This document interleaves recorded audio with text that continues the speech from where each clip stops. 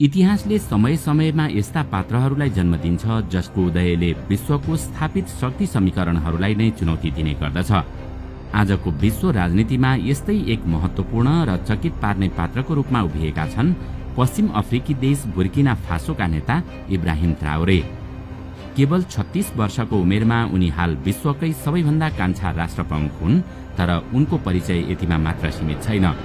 उनको परिचय उनको उमेरले होइन, बरु उनले छोटो समयमा लिएका साहसी र दूरगामी निर्णयहरूले बनेको छ, जसले गर्दा आज उनी सम्पूर्ण अफ्रिका महादेशकै सबैभन्दा प्रभावशाली र आशालाग्दा नेताको रूपमा दरिएका छन्। आखिर गरिबी, अस्थिरता र अन्धकारको पर्याय मानिएको देशबाट उदाएका यी युवा नेता कसरी चर्चित नेता बन्न पुगे अनि किन उनलाई पश्चिमी विश्वले सबैभन्दा ठूलो खतराको रूपमा हेरिरहेको छ?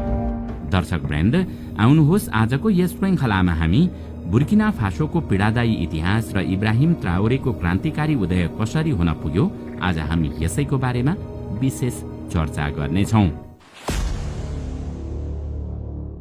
वास्तवमा इब्राहिम ट्राओरेको कथा बुझ्नु अघि हामीले बुर्किना फासोको पृष्ठभूमि बुझ्नुपर्ने हुन्छ।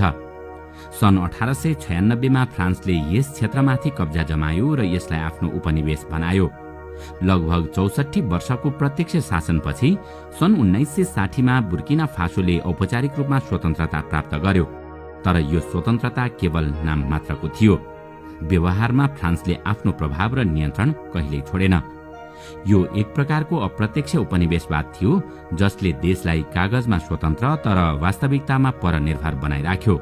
फ्रान्सको नियन्त्रण बहुआयामिक थियो जसले देशको राजनीति, अर्थतन्त्र, प्राकृतिक स्रोत र सुरक्षामाथि गहिरो पकड जमाएको थियो। फ्रान्सको नवऔपनिवेशिक नीतिको सबैभन्दा ठूलो मार बुर्किना फासोको प्राकृतिक स्रोत विशेष गरी सुनमाथि पर्यो। देशको कुल निर्यातको 80% हिस्सा ओगट्ने सुन खानीहरूबाट निस्कने सुनमाथि देशको कुनै नियन्त्रण थिएन।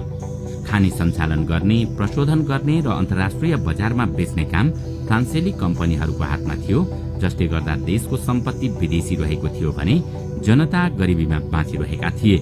यसका साथै फ्रान्सले आफू अनुकूलका शासकहरूलाई सत्तामा राख्ने र सुरक्षाको नाममा आफ्नो सैन्य उपस्थिति कायम राख्ने जस्ता कार्यहरूले देशको सार्वभौमिकतालाई खोक्रो बनाएको थियो। यो निरन्तरको शोषण र अन्यायले गर्दा स्वतन्त्रताको लामो समयसम्म पनि बुर्किना फासो गरिबी, भ्रष्टाचार र राजनीतिक अस्थिरताको चक्रमा फसिरह्यो। जनतामाथिको यो अन्याय र शोषण सधैँभरि टिक्न सक्दैनथ्यो।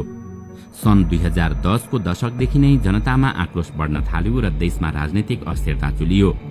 जनवरी 2022 मा सेनाले कु गरेर सत्ता हातमा